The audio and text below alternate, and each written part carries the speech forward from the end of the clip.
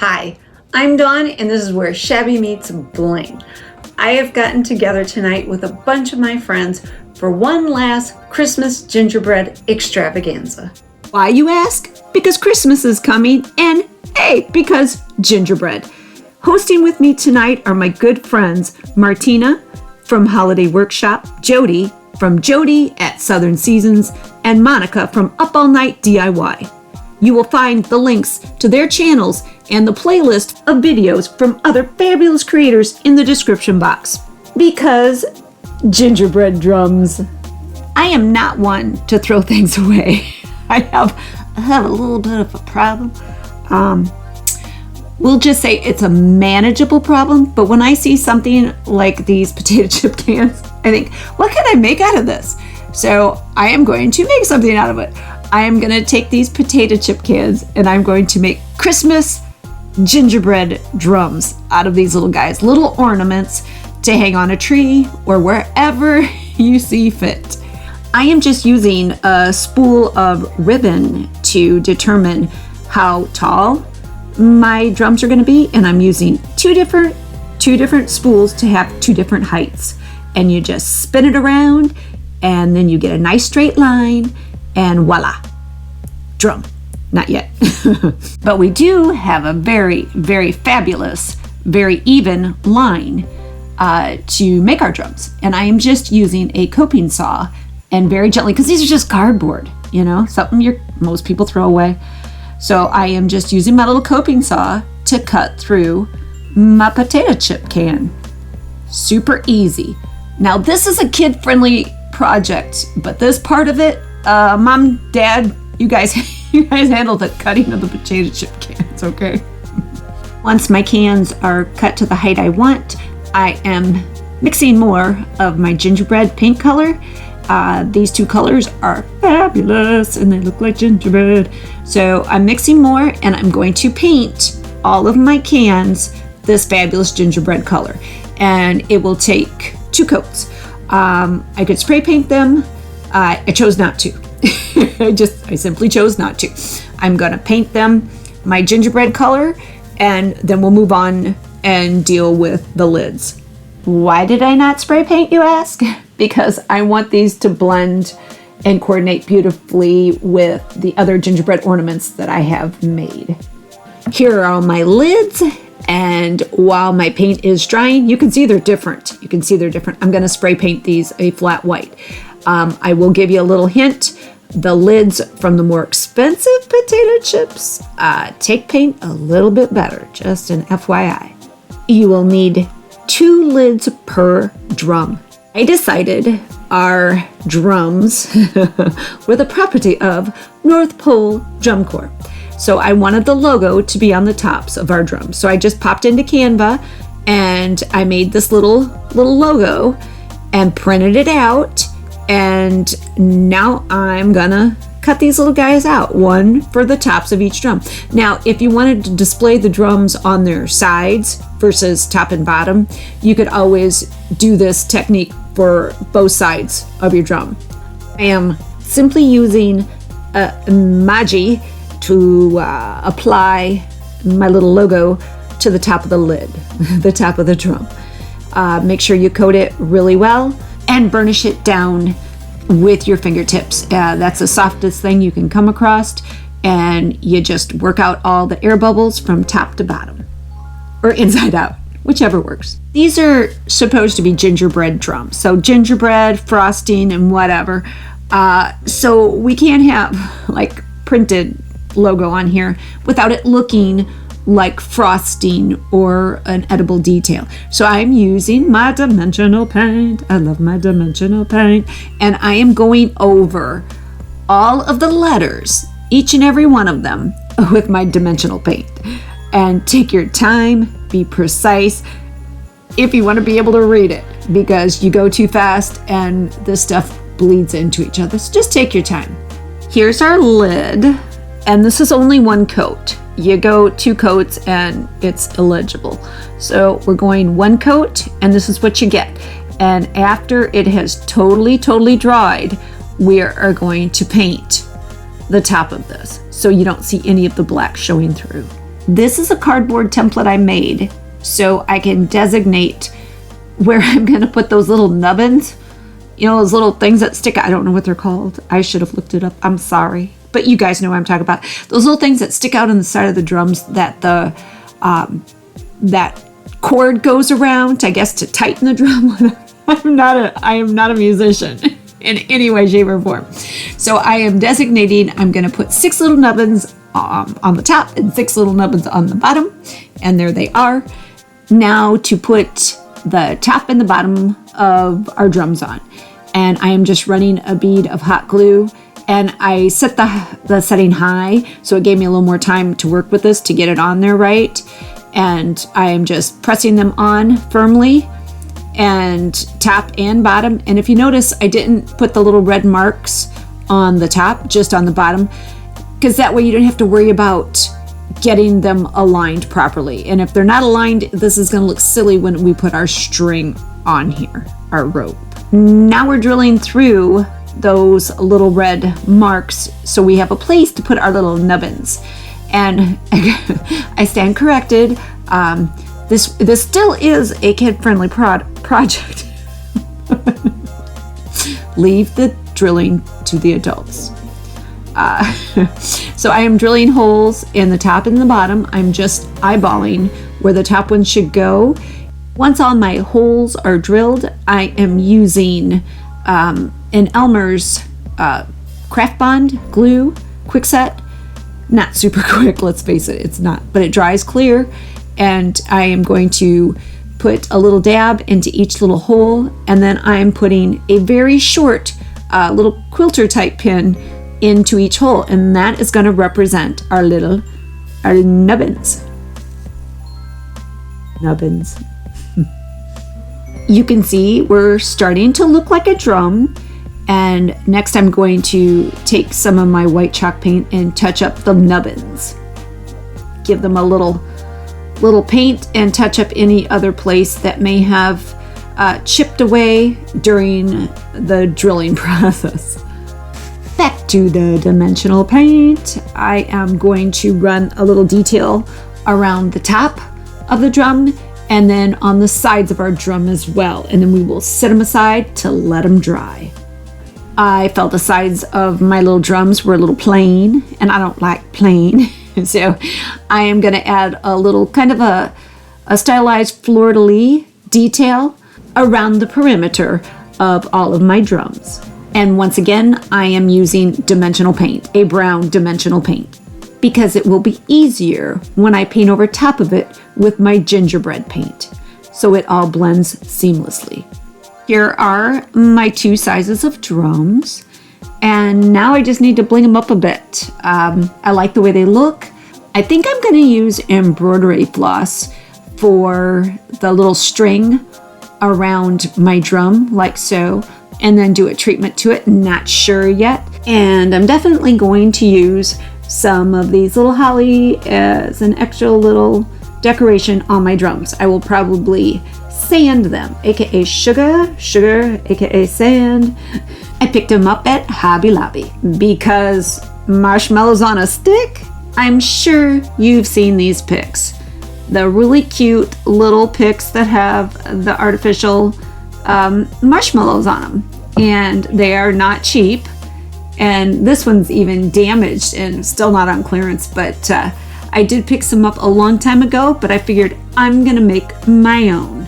We're starting with these foam rollers, hair rollers from the Dollar Tree.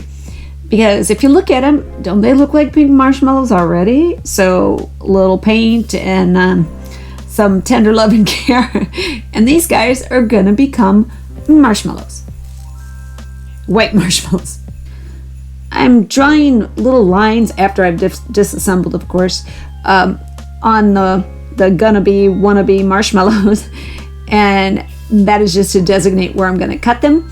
And they won't all be the same. I'm gonna have some large, and I'm gonna have some like medium size, and then I'll have small guys.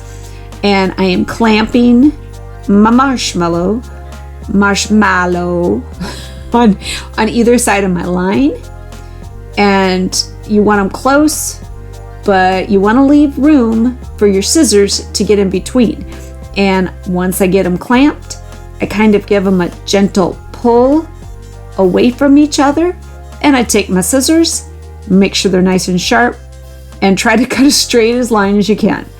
And then marshmallow. I'll be making around 50 marshmallows total. I am painting my marshmallow white, and I am just using a house paint, and I'm putting it on thick, putting it on real thick, because we need to, it doesn't look like it's really porous, but they really are. There's a lot of pores there, and I'm just sealing them, and this is coat 1. I will come back once they're thoroughly dry with a second coat. After my second coat has dried, I'm coming in with a coating of Majapaja. The good old mod, the MP. And I'm going to give it 2 coats as well. And if you notice, I do have the holes in the top and the bottom because we are going to be putting these on stems. I am not going to be using the red and white stem like I showed you at the store. I am going to make my own, and they are going to be a little bit different. I am using floral wire. I'm using 2 different gauges. One is thicker than the other, and I'm using one of the thicker gauge, and it's going to be my main stem. And then I'm going to add 3 of the thinner stems to it, and I'm going to put them at different places on the main stem, and I'm going to simply use glue, my B7000, and floral tape, brown floral tape. First, I determine where I want my wires to be, and then I glue them, and then I tape them. It is that simple. It really is that simple. And then I end up with 3 little offshoots off my main stem. I build up my stem with hot glue, just a nice steady stream of hot glue. And depending on how thick you want your little arms to be off your branch, that's how much glue you use. So once it dries, you want to come back and hit it again, you can. I did. I made mine relatively thick. And now I'm assembling my marshmallows. Marshmallows. I am putting 5 on each of my stems. I am putting 2, one large, my largest, and one of the smaller ones in the middle, and the medium size and a small one on the secondary branch, and then the smallest, a small one on that third branch. And that gives me 5, an even number.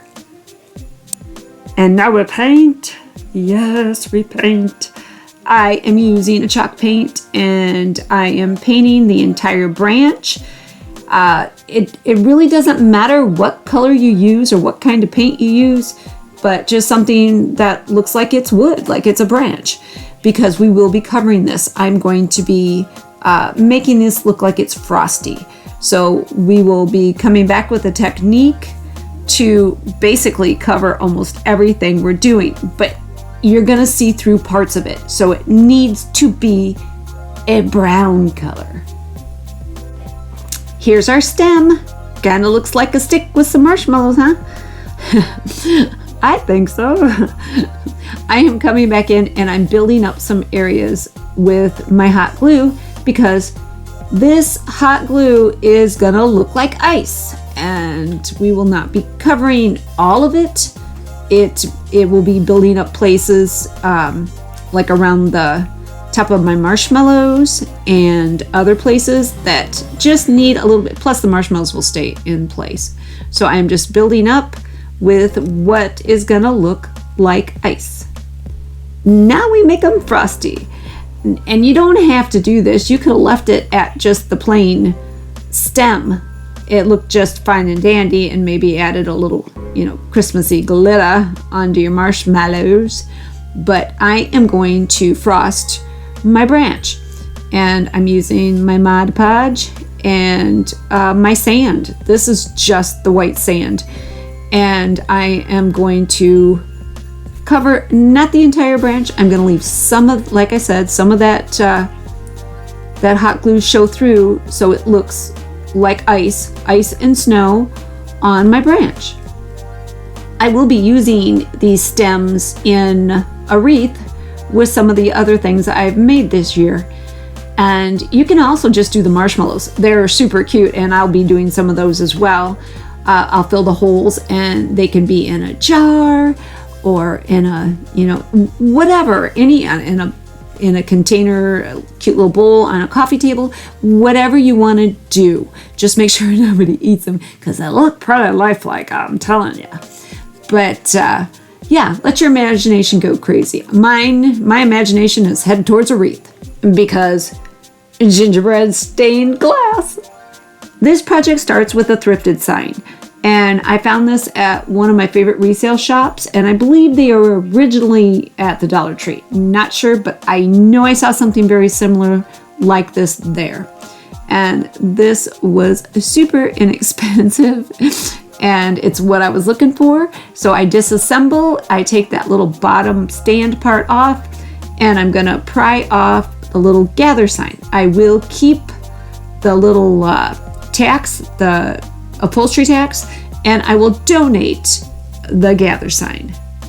I brush away any dust or whatever in the little cavities, and then I'm going to go right to painting this. I'm going to paint it, of course, a gingerbread, my combo of paints. Here she is, painted front and back, and now comes the fun part. I have to build a very firm backside to this, and if you notice, I have my silicone mat directly behind it, but I need the silicone to stay firm up against my window, because this is gonna look like a lead glass, a stained glass, not lead, because there's gonna be color here, stained glass window. So I am prepping it so that it doesn't stick to my frame, but it will be nice and firm for the process that I'm about to undertake. Some clamps, clamp it. I am mixing my gloss, Mud Page, and white food coloring gel. And I'm adding white because I want this to stay white. I don't want it to, when it dries, to clear up to the point where you can see straight through it. I want it to actually remain white. So I am adding a little bit of that gel and stirring it up really well. Now that it's really well combined, I am going to very, very, very, very carefully spoon it into the large window openings. Very, very carefully, spoon by spoon. You do not, I repeat, you do not want to get this onto the window frame because it's an issue. So just be careful. I am using just a simple toothpick to kind of drive it and move it around the window so that it fills all of the window frame. Because the Mod Podge is going to shrink up as it dries, you want to make sure your window cavities are relatively full. So don't be shy, don't be stingy, fill it up. I have mixed some of the green food coloring gel with some Mod Podge, and now I'm going to be filling in the next row up very carefully. And then, boy, I tell you, they're getting smaller, so you have to be a lot more careful. It's just you drizzle it in. It's ridiculous, but it's worth it. You'll see. And now I will fill the remaining window panes with red, even that teeny tiny one at the top, with red. Now here's a little hint from what I discovered. This took like 6 days to thoroughly dry, and do not rush this. It is really cool. You can do a lot of different things with this method, but don't get crazy and peel it off the mat too soon, or you'll just have a mess, and all your hard work and all your product will be down the tubes. So be patient, and you'll have something kind of cool. I even painted that little stand my gingerbread color, and I am going to use it as a window box instead of a stand. I made a little template, I traced it, and now I'm gonna do a little bit of detail paint work with my dimensional paint so it looks like something on a gingerbread, and then I'm gonna go over it with my gingerbread paint mixture so it all coordinates lovely. And I did the same thing on the window frame. Our projects are complete, so we're gonna take a look. But you don't get to see the gingerbread stained glass window until Chili's Gingerbread Bakery and Cafe's Christmas open house. But we are gonna take a look at the other two right now. So remember, this is where we started with simple empty potato chip cans. And then we came to this. Potato chip cans destined for the landfill, some embroidery thread, some sand, and some paint. And you have an adorable Christmas ornament. And see how you can actually read the North Pole drum corps on the top? So lovely, so fun. And here they are in my little tree. And I think they're absolutely adorable. The embroidery thread I put on, and then I came back very carefully with Mod Podge and sand. And those drums have the little drumsticks. And I used my handmade cinnamon sticks for them, and I even made the little peppermint ball. You can see I have 2 sizes and 2 designs. A little variety. Spice of life. Spice of life. I absolutely love them. And yes, a kid-friendly project. You can simplify this in many ways. Remember those hair rollers? Well, they are complete, they are marshmallows, and they are in this wreath. Let's take a closer look. Marshmallows on frosty stems. Not too bad, especially since it started out as a hair roller. I have added them in my wreath, along with some of my bonbons and my cinnamon sticks and my popcorn, all which were handmade. I absolutely love this wreath. It's fun, it's whimsical, it's yummy. Yummy, yummy. And you could always put these marshmallows on that fun red and white stem instead of the frosty stick, and you don't need to frost the stick. But I love the way it turned out. And I do have a ton of extra marshmallows that don't have the hole in them, so I can do some fun things with that. And if I ever want to stem them, all I need to do is put a hole through them. Simple. Absolutely beautiful. I will put a link in the description box for the video where I make the bonbons and the cinnamon sticks, and the other video where I show you how to make the popcorn. Make sure to check out Martina, Jody, and Monica's channels, as well as this playlist filled with fabulous creators. You'll find the links in the description box below. I really hope you enjoyed this video. If you did, give it a like, share it with your family and your friends, and anybody that loves a Christmas decor and gingerbread. Leave me a comment. I would love to hear from you. You can follow me on Instagram and check out my shop on Etsy. The best way to support this channel is to subscribe, so don't forget to subscribe. But for now, this is Dawn with Shabby Meets Bling. Thank you so much for watching, and I hope you have a fabulous holiday season.